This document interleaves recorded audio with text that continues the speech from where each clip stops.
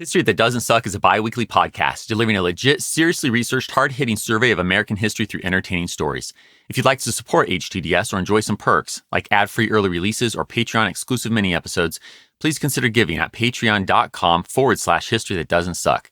To keep up with HTDS news, follow us on Facebook, Twitter, or Instagram.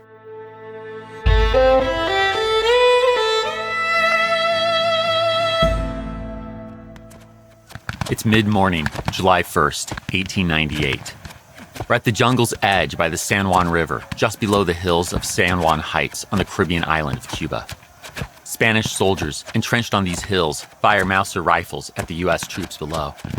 For their part, the Americans, awaiting orders to advance, are hiding in the river and tall grass, just hoping not to catch a bullet. Well, most are hiding. Not Captain Bucky O'Neill. Convinced a brave officer never takes cover, Bucky paces back and forth, sucking on a cigarette. A sergeant calls to him.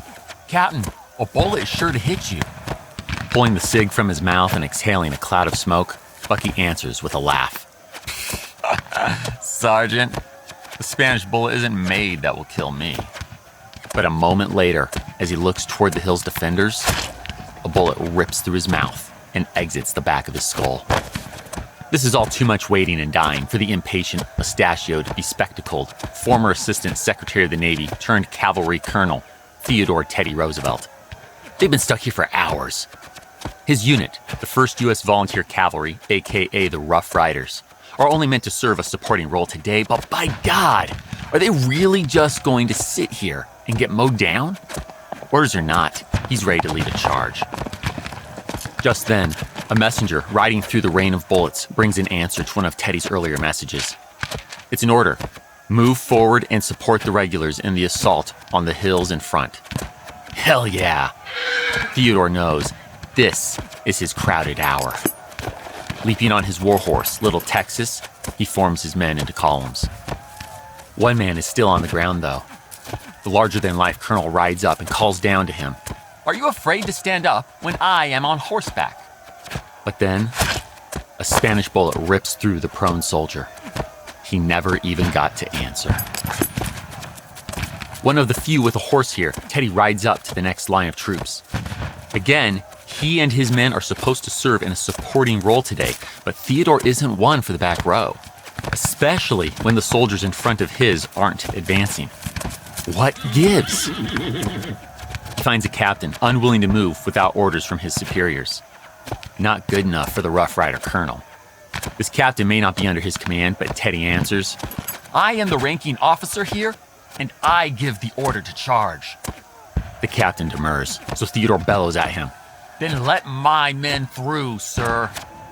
The mustachioed colonel rides hard up the hill before him. As bullets whiz by, he looks back to see his Rough Riders sprinting with grins on their faces. Yet ahead of him are the 9th Cavalry's black troops, or as they've been known since the Indian Wars, Buffalo Soldiers. They too charge bravely up the hill and are soon tearing down a barbed wire fence. As they do, they undoubtedly see Theodore charging through on his steed, his blue neckerchief flapping behind him. A bullet grazes his elbow and his horse, but the determined colonel won't slow down. Of those he can see, only his orderly, Henry Bardshar, is keeping pace, though Buffalo Soldiers and Rough Riders alike are right on their tails, screaming, shouting, and sprinting up this hill in 100-degree heat, all as Spanish bullets fly. Now only 40 yards from the top, Teddy faces another wire fence.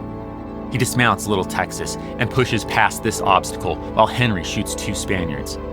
Seeing the approaching U.S. forces, other defenders flee the large hacienda up here. And with that, Theodore Roosevelt and Henry Bardshar glory in their reaching the summit. Finding a large iron kettle, he and the troops dub it Kettle Hill. So, was Teddy the first up here? Hard to say. Infantry, cavalry, Rough Riders, and Buffalo Soldiers alike mixed so much amid the heat of this charge, you wouldn't guess the U.S. military is racially segregated by looking at the group. Indeed, one Buffalo Soldier of the 10th Cavalry, Sergeant George Berry, came up here carrying both his and a white unit's colors. George was close by when the 3rd's color bearer fell, and he valiantly assumed the burden of carrying this additional banner. Personally, I like Teddy's answer as to who first reached the summit. Quote, "Their name was Legion." Close quote. With a little nod to the Bible, it's a solid way to say all of these units arrived about the same time. Still, no time to debate this now. There's more fighting to do. Looking out about 700 yards across the valley, Teddy and the others on Kettle Hill see that U.S. forces are still fighting to take nearby San Juan Hill. Never one to shrink from a fight, the Rough Rider colonel will later recall his reaction. Obviously, the proper thing to do was to help them. For 5 to 10 minutes, they fire at the blockhouse and trenches on San Juan, until U.S. Gatling guns enter the mix, that is. The Spanish flee in the face of such rapid fire. U.S. troops rush toward the peak of San Juan, and Theodore's ready to get in on the action. He orders his men to stop firing, leaps over more wires, and begins to charge out. But as Spanish bullets come his way, Teddy stops. He realizes only 5 men followed, and 2 have been shot down. He charges back and shouts at his men, "What are you, cowards?" The Rough Riders respond, "We're waiting for the command." Their bespectacled colonel bellows, "Forward march!" At those words, Rough Riders, Buffalo Soldiers, and men from other regiments poured down into the valley. They joined the other U.S. forces swarming atop San Juan Hill. And up here, looking down the hill's west side, the Americans see their ultimate goal is now so very close, just off the bay's shoreline below, the city of Santiago.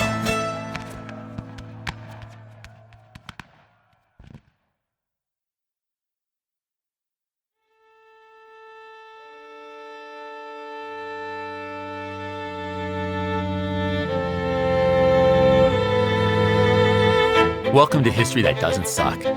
I'm your professor, Greg Jackson, and I'd like to tell you a story.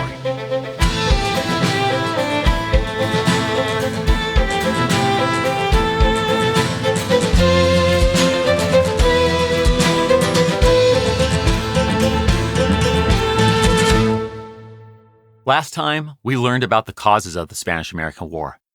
Today, we hear its major stories. Now, we know the issue at hand is Cuba, but this war isn't going to stay local to the island. First, we're heading to the Pacific for battles among both the islands of the Philippines and the oft-forgotten Mariana Islands. But after these battles, we'll return to the Caribbean and follow U.S. forces from Cuba's Guantanamo Bay to the Rough Rider-held San Juan Heights, then out to the waters for the naval battle of Santiago. Finally, we'll wrap up with some thoughts on how this brief, splendid little war, to quote John Hay again, as I did in the last episode, will have far-reaching effects on the United States, its military, and its ascent as a world power. As always, so much to do. And we begin by going 2 months back, but thousands of miles across the Pacific, to a corner of the world so unknown to the United States in 1898, President William McKinley is literally looking at a globe trying to find it. The Philippines. Ready? Rewind. It's a hot and humid tropical night, April 30th, 1898. The steely-eyed, mustachioed Commodore, George Dewey, and the crew of the USS Olympia are aboard their 340-foot vessel near Manila Bay in the Philippines. Under the yellow moon, they can see their scout ship approaching. It brings news that the Spanish have concentrated their fleet around the stronghold in this naturally occurring harbor. Very well. This intelligence will be of great use in the coming attack. Okay, before the guns start firing, here's a little background. While the causes of the Spanish-American War are related to Cuba, the fighting starts far away from the Caribbean. The U.S. will engage the waning yet still global Spanish Empire wherever possible, and this includes the 7,000-island archipelago in Southeast Asia that Spain has ruled since the 16th century, the Philippines. Only days ago, April 26th, President William McKinley instructed Commodore George Dewey to depart British-ruled Hong Kong with the Asiatic Squadron to hit the Spanish fleet in Manila Bay. Quote, "Dewey, Asiatic Squadron, commence operations at once, particularly against the Spanish fleet. You must capture or destroy them." Close quote. Given those options, our Commodore prefers the latter. And upon receiving these instructions, George reportedly said, "Thank the Lord, at last I've got the chance, and I'll wipe them off the Pacific Ocean." Yeah, George is itching for this fight. The Civil War vet has been prepping ever since tensions began flaring up between the two powers. He even ordered his ship's white sides painted a dark gray to make it that much harder for the enemy to spot them on the horizon. Now, the Asiatic Squadron's 7 vessels aren't the U.S. Navy's most impressive. It consists of 4 armored cruisers, 2 gunboats, and 1 revenue cutter. But then again, Spain is a power on the decline. So how will George Dewey's squadron fare? Well, time to find out. It's now the early, pitch-black pre-dawn hours of a hot Sunday morning, May 1st, 1898. Hoping to maintain the element of surprise, the crews on each of George Dewey's 7 ships maintain silence and make do with no visible light save 1 lamp on each vessel's stern that lets them see one another as they steam along in single file. Slowly and as quietly as an entire squadron can, the ships approach Manila Bay's entrance. They're passing through waters well within range of Spanish batteries on nearby Corregidor Island. Entering the westward-facing bay, the American Navy men know they must remain mindful of the Spanish batteries on the mainland. Only one problem. The men of the USS McCulloch seem to think they're falling behind. They cram coal into the furnace to pick up speed, but this causes a shower of sparks to fly out of the smokestack and illuminate the still dark morning. All brace for impact. A minute passes. One lieutenant whispers, "Well, if someone don't see that, the whole island must be asleep." Not quite. A short while later, a bugle sounds on the mainland. Lights flash, then a Spanish battery booms. Its few shots miss the squadron, though. The USS Concord responds with a 4-inch shell. A shot in the dark, quite literally, but judging by the sound, USS Olympia officer Thomas J. Vivian is sure they hit a garrison. The American vessels press on. They know torpedoes and underwater mines are hidden in the bay's waters. But as they steam northeast into the bay, luck, it seems, is on their side. None of the U.S. Navy vessels fall victim to these stealthy defenses. They steam deeper in, passing the city of Cavite on their starboard side and approaching its nearby northern neighbor, the city of Manila, just as the sun rises around 5:30 a.m. And this is when the squadron sees their target. 5 miles to their south, at the Cavite Naval Station, is the Spanish fleet. With 12 vessels at his command, Admiral Patricio Montojo y Pizarro appears well prepared for this naval battle. So is Commodore George Dewey. The American squadron steams hard and fast at the Spanish fleet. As it does, Spanish batteries on the shore open fire. The American crews don't flinch. They let loose ferocious war cries and raise flags emblazoned with the nation's new 3-word slogan, "Remember the Maine." As the Olympia closes in on the Spanish fleet, the Commodore turns to the captain and coolly delivers that memorable one-liner, "You may fire when ready, Gridley." Focusing their guns on the Castilla and the Spanish flagship Reina Cristina, the Americans make short work of Admiral Montojo's fleet. Determined to see this through bravely, the Spanish commander steams toward the Olympia. Alas, bravery can't make up for firepower. The showdown between the flagships is quickly over.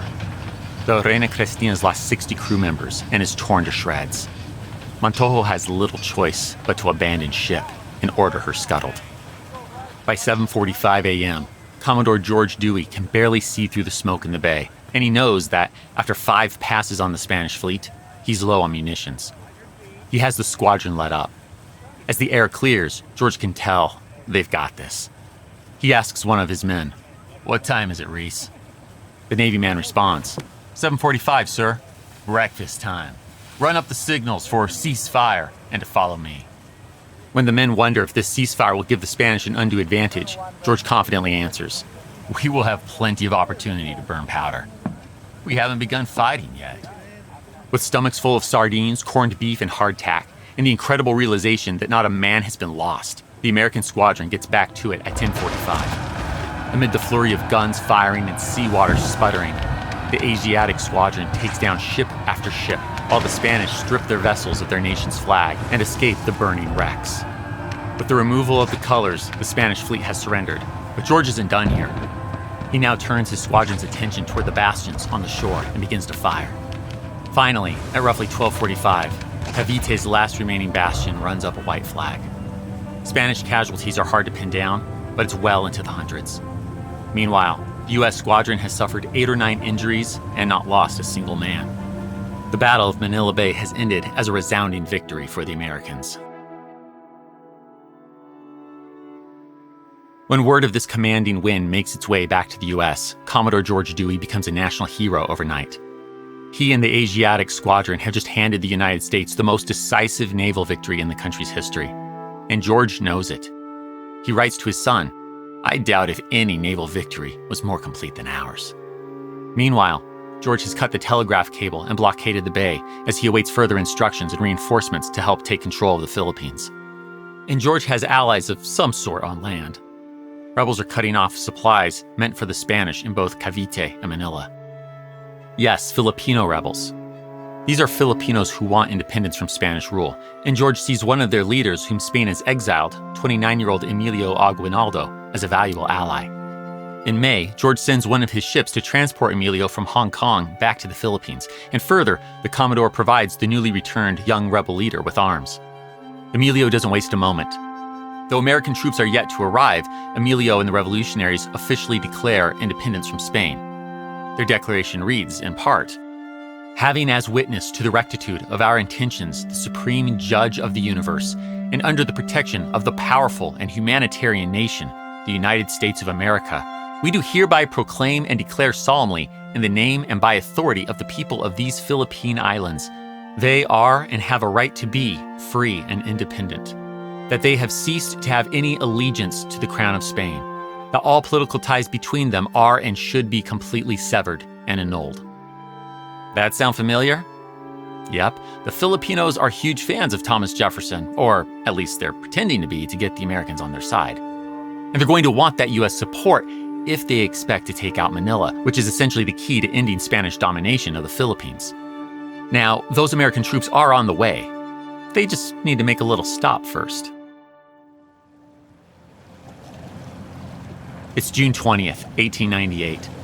The USS Charleston is escorting 3 transports with 2,500 soldiers and munitions to the Philippines to help the occupation.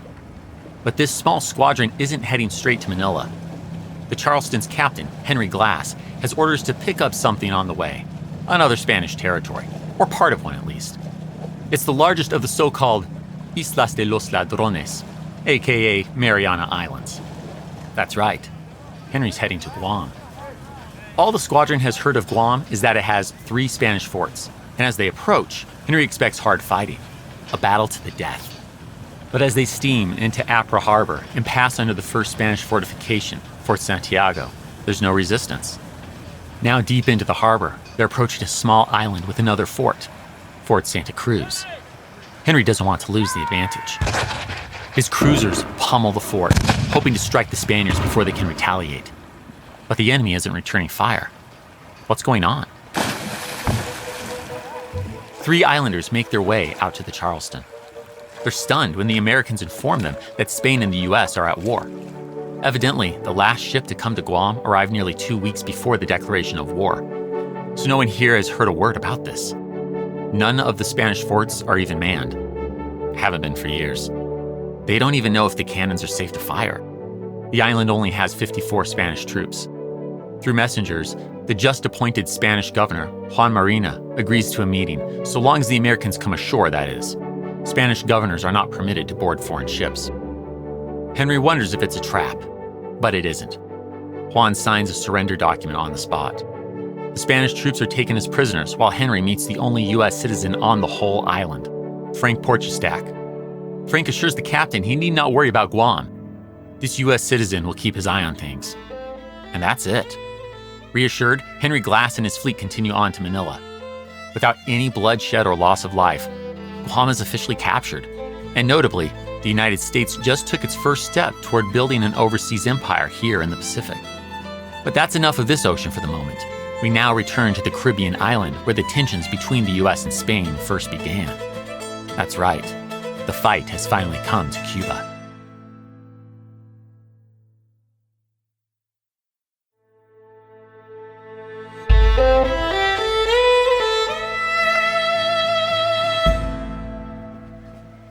It's just after 1 a.m., June 10th, 1898. Frank Keeler and his fellow Marines are disembarking from the USS Panther, on Cuba's southern coast, at a place called Guantanamo Bay. Only a few months ago, Frank was living a quiet life in his hometown of Bangor, Maine. But now, the young patriot finds himself thousands of miles south of home under tropical stars, numbering among the first of the U.S. military to set foot on Cuban soil amid war. Let me fill you in on the situation here. See, while the real object is taking Santiago, which is some 50 miles to the west, the Navy wants a coaling station here in Guantanamo Bay so that its vessels now blockading the island don't have to go all the way up to Key West to refuel. Commander Bowman McCalla of the USS Marblehead has already cleared the bay's lackluster protection, a poorly armed blockhouse, but this coaling station will need protection from the high ground. And that's where Frank and the other 600-plus soldiers come in. They're here to go up a nearby 150-foot high hill to establish a base, Camp McCalla, for that very purpose. Immediately, right there at 1 a.m., Frank and the boys hike back and forth from the ships up the hill, moving all manner of supplies. Hours pass. The sun rises and sets as the incessant mosquitoes bite and the Marines continue their tireless back and forth marching. As they do, Frank and all of his fellow troops know that behind every bush between this hill, the valley, and shore, a Spanish soldier might just be waiting to fire. It's now 10 p.m. Finally, after 21 exhausting hours of hiking, Camp McCalla is set. But just as the troops start to relax, a sentry raises the alarm. Fall in! Pressing through overwhelming fatigue, the Marines take up defensive positions to defend the camp. They aim their rifles out into the dark night, ready for the fight. But nothing happens. After 2 hours, the Marines realize the Spanish won't hit them unless they least expect it. Needless to say, it's going to be a rough night. They sleep dressed with rifles by their sides. Well, almost all of them. Others keep watch at strategically chosen posts. It's now a few hours later, 5 a.m., June 11th. Frank should know. He's looking at his watch right now. And suddenly, hidden Spanish guerrilla fighters open fire. Young Marines spring from their sleep to engage in their first battle ever. For an hour, the fighting goes back and forth, with the fire coming in so hot and thick, Frank says that, quote, bullets came among us like rain, close quote. At this point, another company comes to aid Frank's position, and together, they drive the Spanish back. As the fighting ends, Frank and those with him look for 2 Marines who've gone missing. They find their missing brothers in arms half an hour later, under a tree, mutilated and robbed of their boots and other belongings or clothing. The sight is horrific, and further convinces Frank that the Spanish are monsters. At 11 p.m. that night, Frank and 7 other Marines go out to picket, that is, take a scouting position closer to enemy lines. Frank is about 10 yards away from 3 other Marines when, out in the darkness, they hear the Spanish rustling in the bushes. The 4 Americans sit in the dark with the mosquitoes for half an hour. Then Frank sees a Spaniard cross an opening in front of him. Perhaps out of fear, perhaps to avenge the 2 fallen Marines earlier today, Frank acts on the opportunity and fires. But he misses. Worse still, he's given away their position. It's dark, he's disoriented. What can he do? For 15 painful minutes, he barely moves a muscle, all the while hearing the Spanish move around their picket. And then, bullets begin to fly. Frank moves to join the other 3 Marines. They're gone.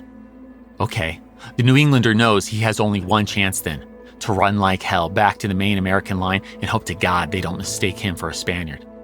He'll later recall, I started on the run and across the open space, made the fastest time I ever made. Double quick at drill was a small pace beside this. From the start, the bullets followed me. How I thanked the darkness. One bullet struck the ground in front of me and splattered mud all over me, as if someone had thrown a big rock into a mud puddle nearby. This was soon followed by others that did the same. Finally, Frank realizes the gunfire has stopped. He pauses and hears a lieutenant call out the order to identify himself. 50 guns are trained on Frank, ready to fire. Thankfully, he remembers the countersign. He hollers, "Texas!" With the correct words spoken in his New Englander voice, he's welcomed back. But it's only 15 minutes later that the fighting begins again. The volleys go back and forth through another long night, right up to daybreak on June 12th. Yet, it proves another success for the Americans. At noon, they're greeted by a very welcome sight. About 60 Cuban rebels from across the bay, decked out with straw hats and armed with machetes and Springfield rifles, courtesy of the USS Marblehead. At 1:15 comes an even better surprise, the flagstaff. Time to raise the American flag over Camp McCullough. Americans and Cubans alike cheer as the stars and stripes go up over the camp. The ships in the harbor answer, saluting the flag with shots of cannon and steam whistles. The message is clear. The Americans are here, and they didn't come to lose. After a few more skirmishes, Frank and the Marines managed to hold Guantanamo. It does indeed serve as the coaling station for the blockade of this island. But what of Lieutenant Colonel Teddy and the Rough Riders, or the Buffalo Soldiers we heard of in the opening? Well, now that American ground forces at Guantanamo have paved the way for the rest of the American infantry to land, they can begin the main part of the U.S. military's master plan here, which is to invade and occupy Santiago. As I told you earlier, the city of Santiago is about 50 miles west of Guantanamo Bay. It's also the Spanish Army's headquarters on the island.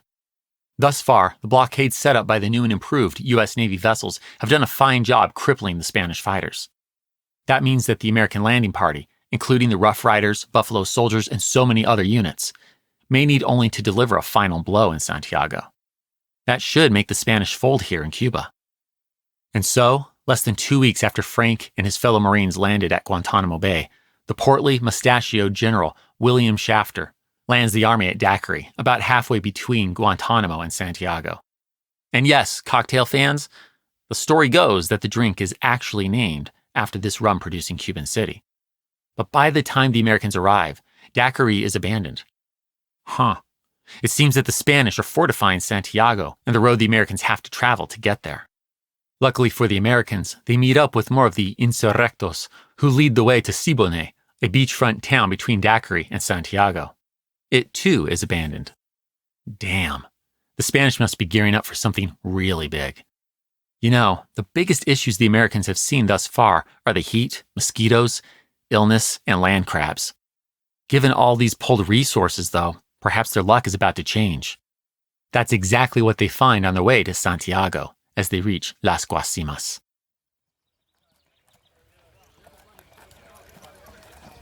It's just past sunrise, about 6 a.m., June 24th, 1898. Theodore Roosevelt, his cowboy and celebrity-filled cavalry unit, the Rough Riders, and several war correspondents are making their way inland from Siboney to a point where two trails meet, called Las Guasimas. See, they know that the Spanish rear guard is there, and the Americans can't break through to Santiago without dealing with these troops first. Thus, Teddy and the crew are riding through dense woods up and down the hills to Las Guasimas to support the Americans marching on the main road. As one correspondent writes of the Rough Riders' march, quote, "They wound along this narrow, winding path, babbling joyously, arguing, recounting, laughing, making more noise than a train going through a tunnel." Close quote.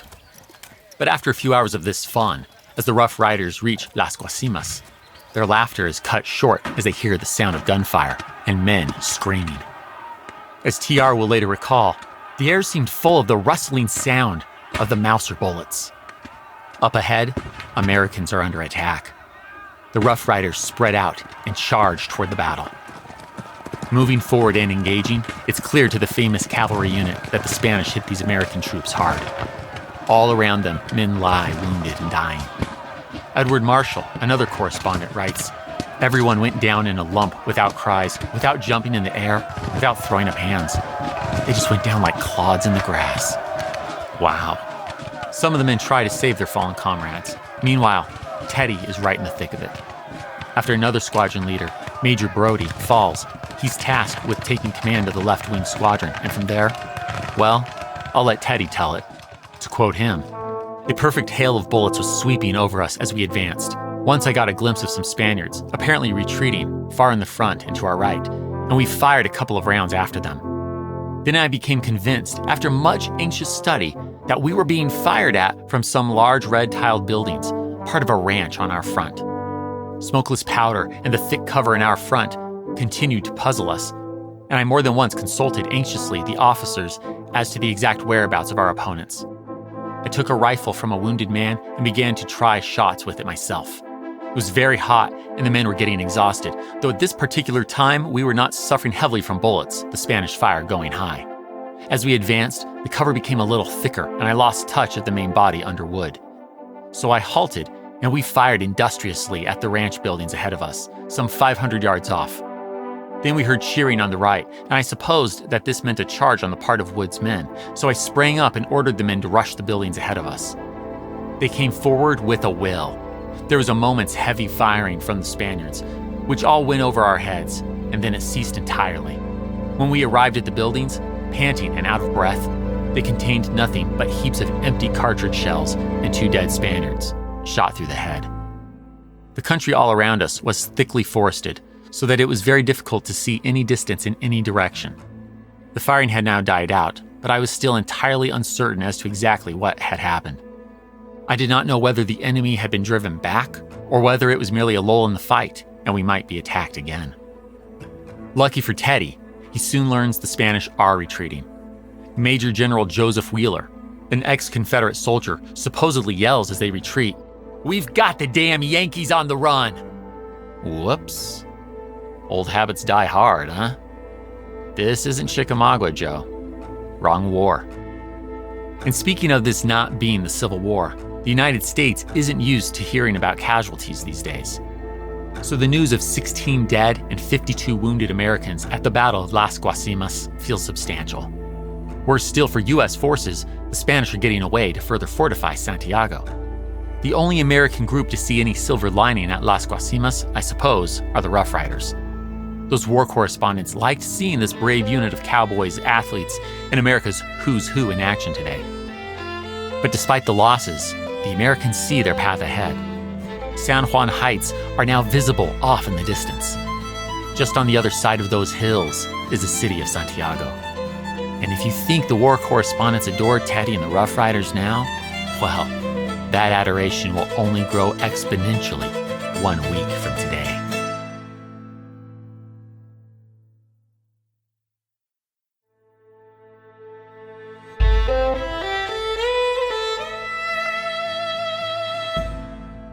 We already know about Theodore Roosevelt and his Rough Riders' moment of glory at the Battle of San Juan Hill, in which they charged not the battle's namesake peak, as many will later mistakenly say, but neighboring Kettle Hill. They're brave, they're gallant, and I don't mean to take away from that at all, but so are the many other faceless soldiers that don't get highlighted by the press, such as the black troops known as Buffalo Soldiers.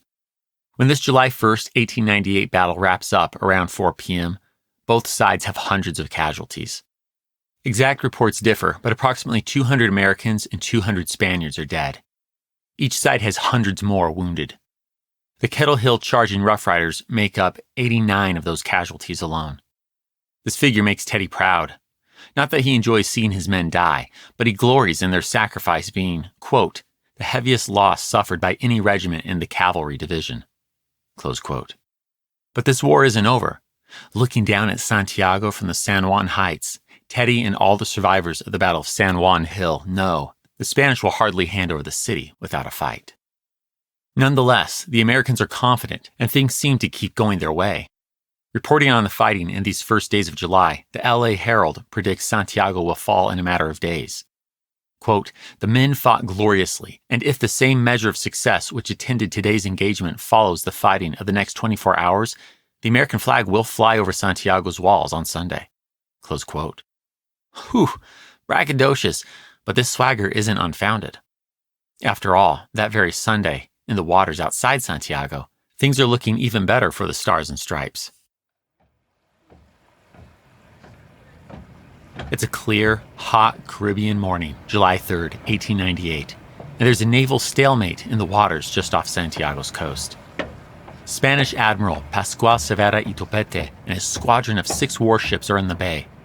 Meanwhile, U.S. Rear Admiral William T. Sampson's fleet is only a few miles outside, blockading this natural harbor in an 8-mile-long semicircle. The Spanish squadron is outnumbered and outgunned, and thus far hasn't dared to challenge or attempt to run the blockade. At the same time, the American vessels don't dare to approach with those Spanish batteries along the shore. Thus, the two naval forces have sat and stared at each other for 33 days. It's now 8:45 a.m., The bright-eyed, thin-haired, goatee-wearing Commodore Winfield Scott Sly is on his armored cruiser, the USS Brooklyn. He sees that Rear Admiral William T. Sampson's ship, the USS New York, is hoisting a signal which indicates they are to disregard the movements of the Commander-in-Chief. The Rear Admiral is going to land for discussion with General William Shafter, but that puts quite a burden on Winfield. As second-in-command, this means the fleet will look to him if the Spanish finally challenge the blockade. And they just might. With the U.S. Army and Cuban fighters poised just outside Santiago, Spanish leaders must be getting desperate. Further, a few U.S. vessels are down at Guantanamo Bay right now fueling up with coal. Now is as good a time as any for Admiral Pascual Cervera to run for it. If successful, maybe he can shore up Spanish naval defenses 500 miles to the east on the neighboring island of Puerto Rico. It's only some 30 minutes or so later, after 9 a.m., that Commodore Winfield Sly sees a column of smoke near the harbor. One of his navigators shouts, "Report to the Commodore and the captain that the enemy ships are coming out." Winfield grabs his binoculars. Yes, the Spanish squadron is coming out. He looks over at an ensign, ordering him to signal to the fleet to clear for action against the escaping enemy. Winfield looks eastward. Maybe the New York is back? No dice. The Rear Admiral is gone. This is Winfield's fight. Okay then, time to lead. The Spanish squadron emerges from the south-facing bay. Seeing this, an officer of the USS Brooklyn yells to Winfield, "Commodore, they are coming right at us." He answers, calm and collected, "Well, go right at them." Winfield's fleet gives chase. The Spanish squadron begins to bear west toward the Cuban coast. It looks like they just might make it. As the Commodore and the American fleet give chase and turn to port, his ship, the USS Brooklyn, just avoids colliding with the USS Texas. But soon it's clear, the Americans will catch the Spanish. Admiral Pascual Cervera does the only thing he can for the good of his squadron in this moment. He directs his ship, a modern first-class cruiser, the Maria Teresa, toward the American fleet. Valiant, but she's outgunned. Flames dance across the Maria Teresa's wooden decks. The admiral will later recall, "The fire was gaining ground with great rapidity and veracity. I therefore sent one of my aides to flood the after magazines, but it was impossible to penetrate into the passages owing to the dense clouds of smoke and the steam escaping from the engine hatch, or to breathe in that suffocating atmosphere." One after another, the American fleet picks off their foe. The Spanish beach their vessels in an effort to save lives as men abandon these smoldering wrecks. But this only presents new problems for the sailors.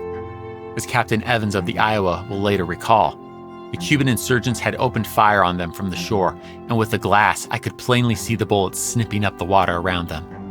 The sharks, made ravenous from the blood of the wounded, were attacking them from the outside.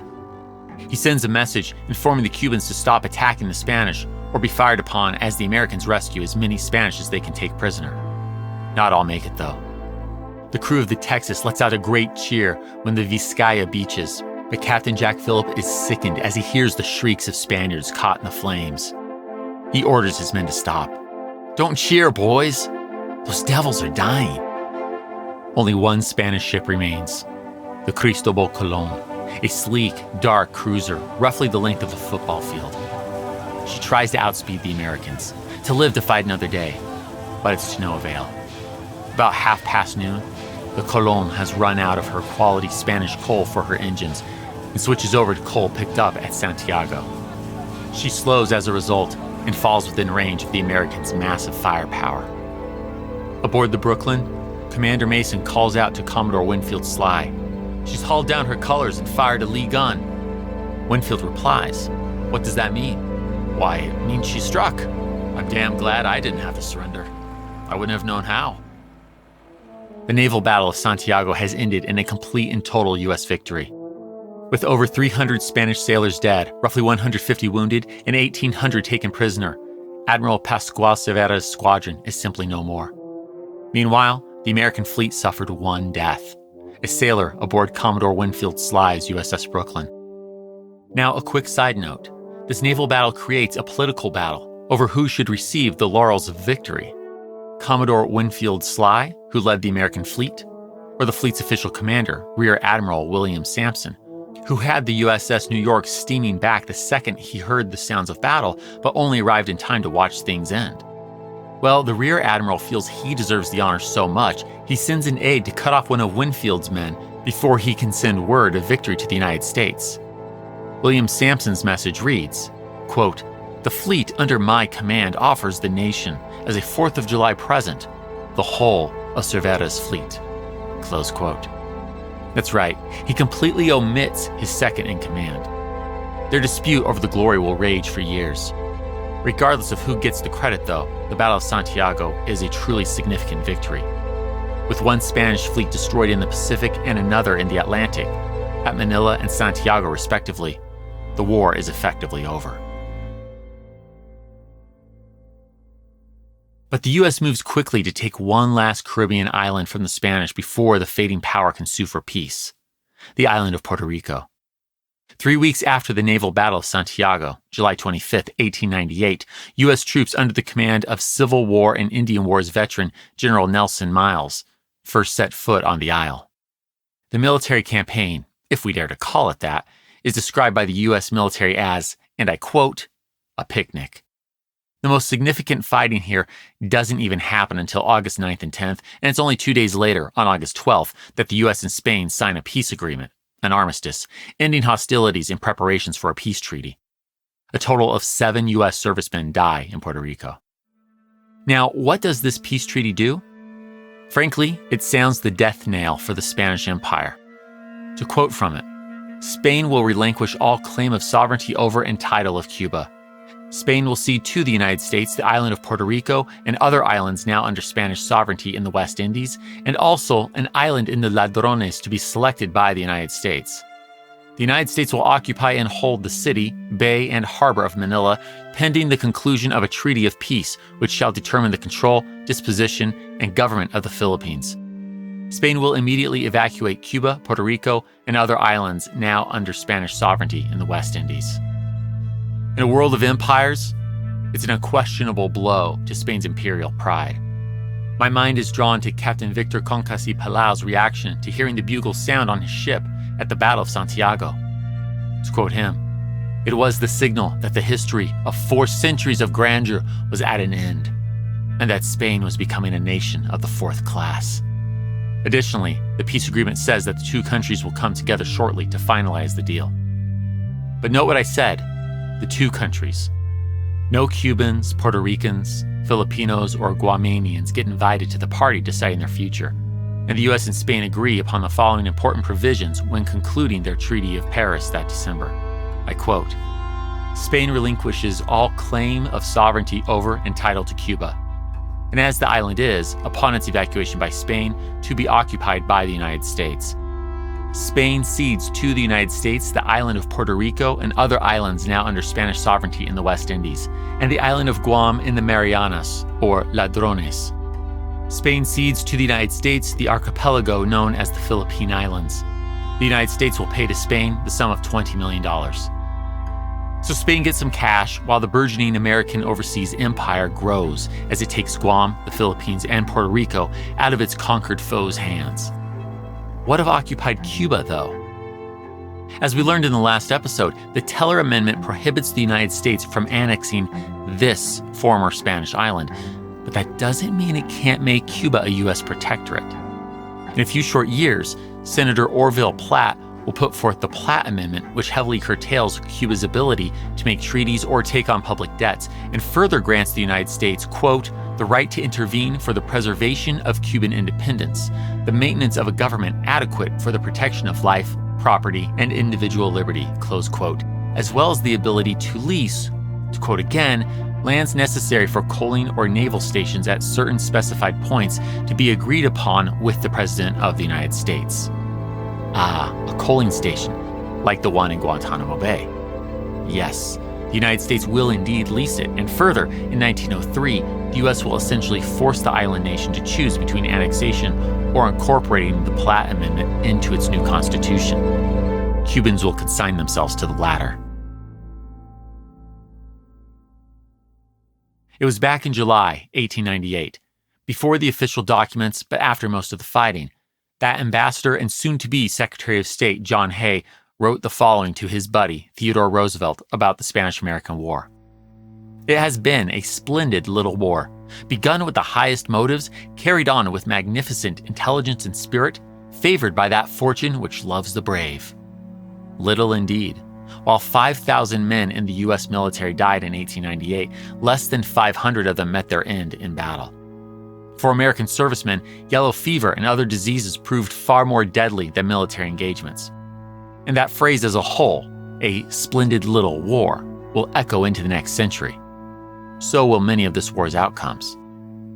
For one thing, many in the United States see this as a war of healing, if such an adjective applied to war makes sense. See, this war put former Federals and Confederates on the battlefield together. Despite former Confederate, now U.S. Army General Joseph Wheeler mistakenly calling Spaniards damn Yankees, the sight of former Confederates in Union blue fighting alongside Northerners as brothers in arms is a real burying the hatchet moment for many Americans. That said, this isn't the Civil War. The Spanish-American War creates new military heroes, like the celebrated Cool Kids unit, the Rough Riders. These cowboys quickly become a legend in the U.S., while Colonel Theodore Roosevelt is now a household name. This will only help his political career. The hard-fighting black units known as Buffalo Soldiers certainly do not receive their due credit at this time, but are continuing to build their credibility and reputation. Further, the United States is now heading into the 20th century with a modern army and navy. But the most evident change, of course, is on the global stage. While historians can and do squabble over the exact dates of historical durations and definitions, the Spanish Empire is, if not dead, close to it. Meanwhile, from its ashes, we have a rising, overseas American empire. There's much more to say about this expansion and how these territories respond to answer to the United States rather than Spain. That's particularly true of the Philippines, but we aren't ready to go there just yet. Next time, we need to hear the tale of another group of islands the U.S. is annexing this year that has nothing to do with Spain. That's right. Get ready to say aloha to the Kingdom of Hawaii. History That Doesn't Suck is created and hosted by me, Greg Jackson. Episode researched and written by Greg Jackson and Zachary Weaver. Additional research by Kelsey Dines. Production by Airship. Sound design by Molly Bach. Theme music composed by Greg Jackson. Arrangement and additional composition by Lindsey Graham of Airship. For a bibliography of all primary and secondary sources consulted in writing this episode, visit htdspodcast.com. HTDS is supported by fans at patreon.com/history that doesn't suck. My gratitude to you kind souls providing funding to help us keep going. Thank you. And special thanks to our patrons, whose monthly gift puts them at producer status. Nanette Averill, Foxcar Barrett, Victoria Bennett, Boosh, Amanda and Kelsey Bragg, Henry Brunges, Will Caldwell, Christopher Cottle, Jason Carstens, Bryce Chaplin, Charles Devier, John Frugal Dougal, Kyle Decker, Bob Drazovich, Joe Dobis, Michael and Rachel Ercolini, Diego Fletes, Andrew Fortunati, Kyle Gensler, Lee Goldman, Jennifer in Houston, Mike Healy, Brad Herman, Noah Hoff, Jeremy James, Melanie Jan, Dex Jones, John Keller, Todd Kine, Amanda Cranger, Aaron Lapellis, Chris Mendoza, Rich Miller, Michael McWhorter, Jeffrey Moots, Nick Navoda, Fox Osborne, Amanda Parker, Christopher Pullman, Sean Reagan, John Schaefer, David and Alexander Sharp, John Savage, Scott Slaymaker, Kirk Somero, Durante Renard Spencer, Thomas Stewart, Bill Thompson, Stephen Thomas, Sarah Traywick, Brandon Unheim, TJ Walker, and Jeffrey Watts. Join me in 2 weeks, where I'd like to tell you this story.